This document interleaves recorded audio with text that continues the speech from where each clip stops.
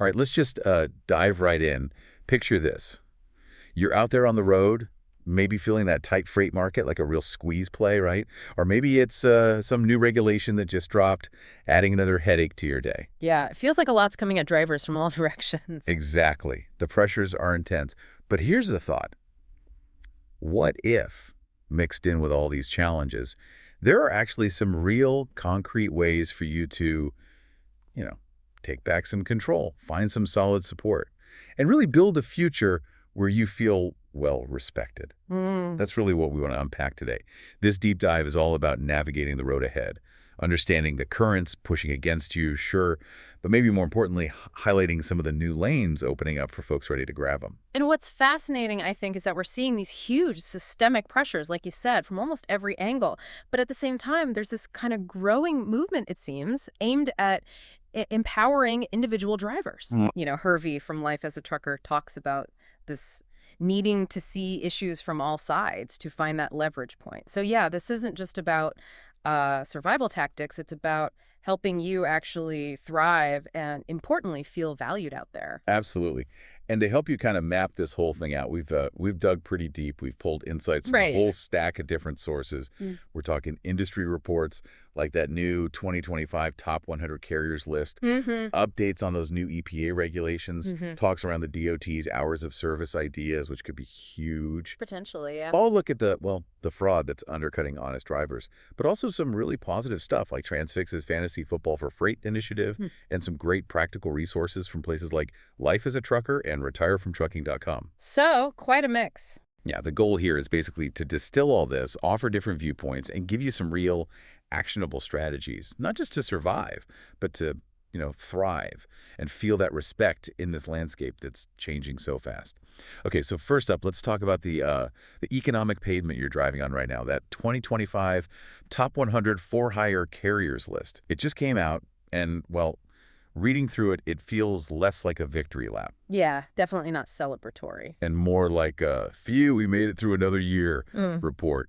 Even for the giants, it kind of shows that just being huge isn't the magic bullet anymore. And if you connect that to the bigger economic picture, the data suggests this glut of trucks, this excess capacity, just too many trucks chasing not enough freight. Well, that could stick around till maybe 2027. Wow, 2027. Yeah, the whole post-pandemic boom is completely faded. So now you've got carriers, big and small, kind of fighting over the remaining loads. And that's really pushed spot market rates down. Every load feels like a battle. And you're feeling that battle right in your wallet, I bet.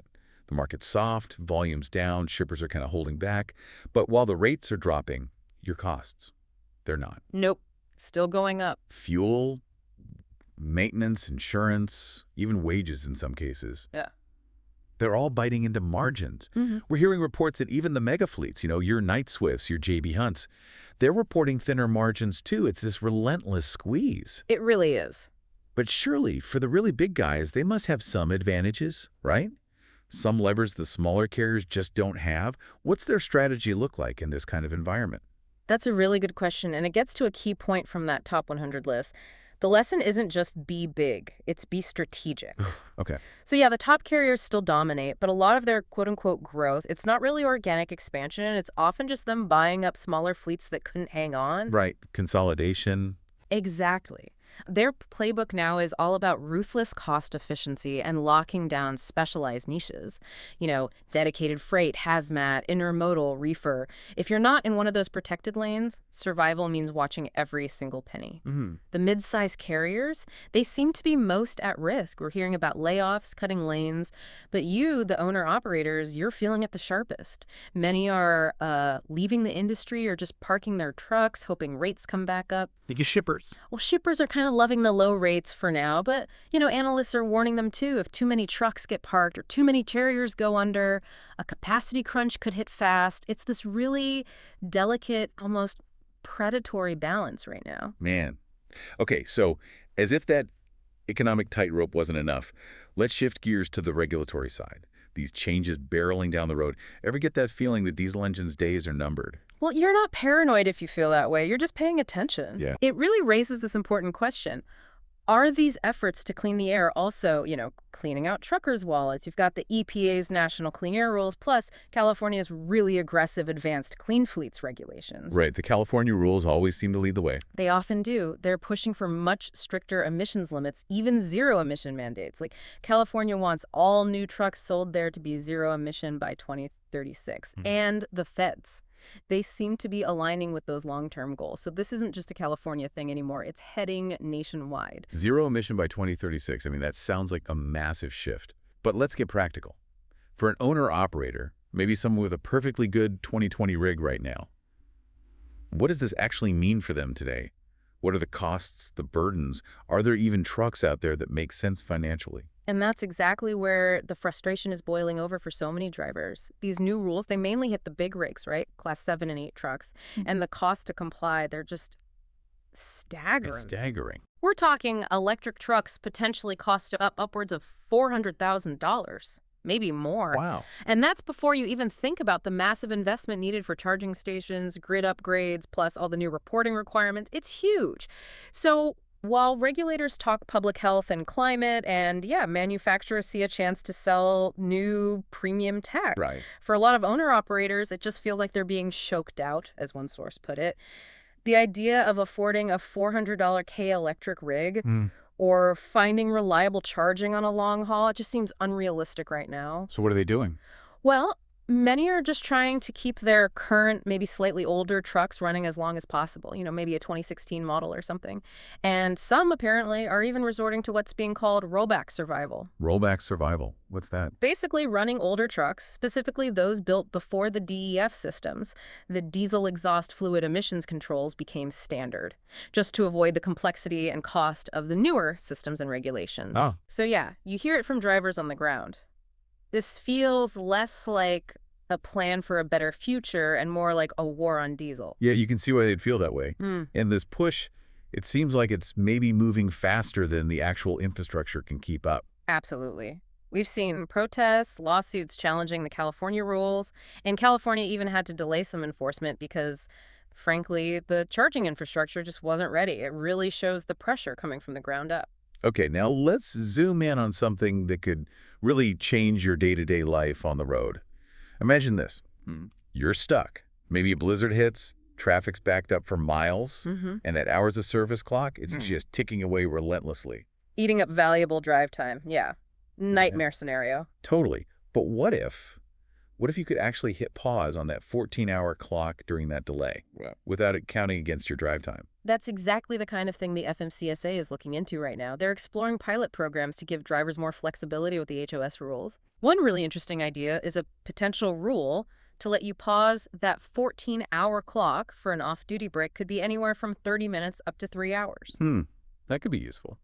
And there's also talk about more flexibility in how you split your 10-hour rest break, maybe allowing a 64 split or even a 73 split. That could genuinely make a difference in how you manage fatigue and just life on the road. So how would this work? Well, the sources say it would likely be a voluntary pilot program running for about 3 years. They'd study the impacts on safety, driver fatigue, efficiency, the whole picture. And I assume technology would play a role. ELDs, tracking. Oh, for sure. That would be part of monitoring it. But here's the interesting part. Drivers seem really split on this idea. Really? Why? It sounds pretty good on the surface. It does, but it really boils down to one word: control. So the supporters, they see this as less stress, potentially fewer fatigue-related accidents, more autonomy. They argue, quite reasonably, that trucking isn't a 9-to-5 desk job. You need to adapt to real-world conditions. Fatigue doesn't punch a clock, right? Makes sense. But the critics, they've got valid concerns, too. They worry that companies might pressure drivers to use that pause time for the company's benefit, not the drivers. Like, oh, just pause your clock while you wait 3 hours to unload, unpaid. Yeah, I can see that happening. Extending the workday without extending the pay. Exactly. They fear that flexibility could easily turn into a kind of mandatory unpaid waiting time, a way to stretch the day without compensation. So it's a double-edged sword then. Huge potential for good, like actually being able to take a proper nap during a snowstorm, or wait out rush hour without losing drive time, or splitting your rest when your body actually tells you it needs it. Right. Real driver-centric flexibility. But the risk of it being misused by companies, pushing drivers harder for the same pay, That's also very real. It sounds like true flexibility has to come with ironclad protections for driver control and compensation. That seems to be the bottom line, yeah. Driver control is key. Okay, let's talk about something else that's frankly infuriating for honest truckers. Imagine you're doing everything by the book. Compliant rig, proper insurance, running your ELDs correctly, Playing by the rules. only to lose loads to someone who's running cheap, dirty, and completely outside the lines. The American Trucking Associations, the ATA, they're being really vocal about this. They're calling out cheaters undercutting America's trucking industry. Yeah, the ATA is really putting a spotlight on this. They're talking about illegal operators using fake authority, these ghost MCs, basically phantom operating licenses. Those MCs. Yeah, like a fake number that looks legit but isn't tied to a real insured carrier. These guys book loads and then just disappear. Or worse, they broker it out again. Wow. They're also worried about unlicensed drivers, people driving commercial vehicles without a proper CDL. And a huge part of this whole shadow economy is broker fraud and double brokering. Freight gets passed around so many times it becomes almost impossible to track who actually has it. Man, that's messy. And these shady operators, they cut corners everywhere. HOS rules, ELGs, way stations, it creates massive safety risks, not just unfair competition. And it gives the whole industry a black eye. It must be incredibly frustrating for legit carriers and owner-operators. You're trying to run a business honestly, paying for compliance, insurance, everything, and you get underbid by someone breaking all the rules. How can you compete? It's tough, especially in this already tight market. But what about the other side? The shippers, the brokers. Are they just unaware this is happening? Or some may be looking the other way to get those super low rates? That's a really critical question. I mean, some shippers or brokers might be genuinely caught off guard when a load vanishes. But let's be honest, under pressure to cut costs, some might, let's say, not ask too many questions. Or maybe they inadvertently enable these bad actors just by chasing the lowest price. So what's the defense for a legit driver or carrier? Well, the sources suggest your best defense isn't just hoping for enforcement, it's being proactive. It's about trying to bypass the potential bad actors altogether, build those direct relationships with shippers you trust, Okay. and rigorously vet any new broker you work with. Treat it like building a personal financial firewall. Check their credentials, their insurance, their reputation, document everything. Good advice. Yeah. Because it's not just about the money lost, right? It feels like it's about respect for the profession, for doing things the right way. Absolutely. Yeah. It's a growing black market that undermines everyone playing by the rules. And yeah, the ATA and other watchdog groups are pushing hard for regulators and law enforcement to crack down, especially on that double brokering and fraud. They're highlighting just how widespread this problem has become. Okay, so we've painted a picture of, well, a lot of pressure ahead. Popping up across all these different sources is adaptability. It's about being a smarter operator, not necessarily the biggest. Which leads to a really important question. How can you manage your time, not just for the shippers and brokers, but for yourself? For your own long-term security and well-being? It's not just about optimizing your route for the next load. It's about optimizing your life. So take those EPA rules we talked about.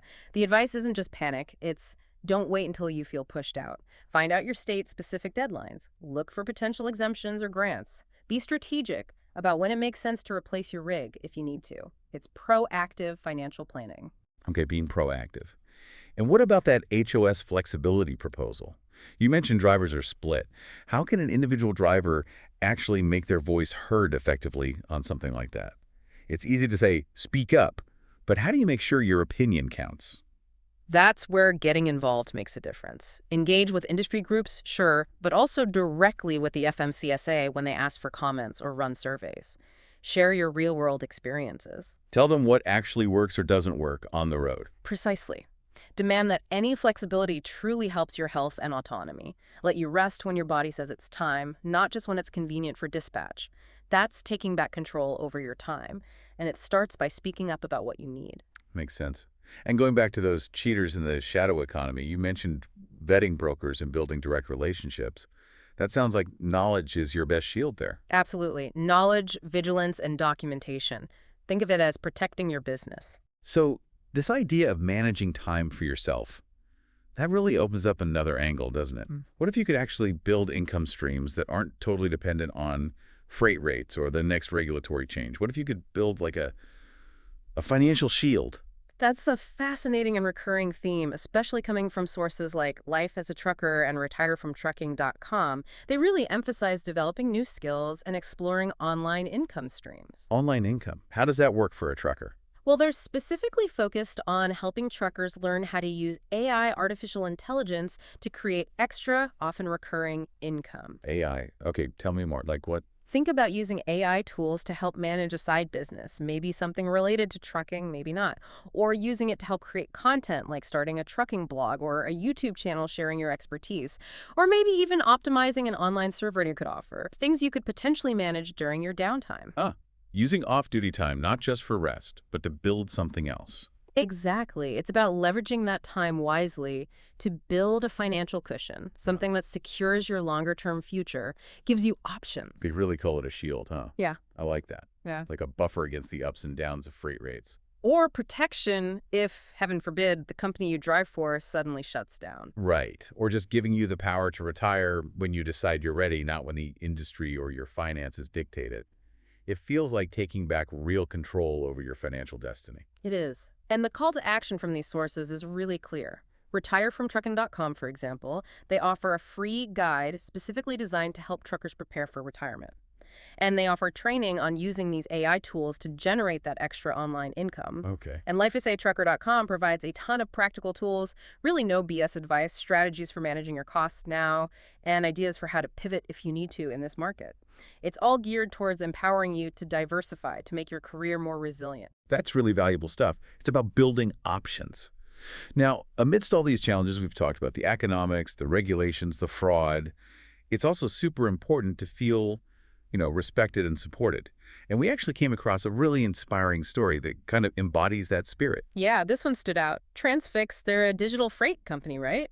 They recently launched a freight fantasy football league. Fantasy football. Okay, fun. It is fun, but it's more than that. It's actually a fundraiser specifically for the St. Christopher Truckers Relief Fund. Oh, wow. That's fantastic. St. Christopher Fund does great work. They really do. And Transfix's goal here is ambitious. They're aiming to raise over $10,000 to help drivers who are facing serious medical problems or financial emergencies because of health issues. That is powerful. It's a great reminder that there are companies and initiatives out there actively supporting drivers, acknowledging the real struggles you face sometimes. Exactly. It's a cool way to bring industry folks together, brokers, carriers, tech people for a good cause.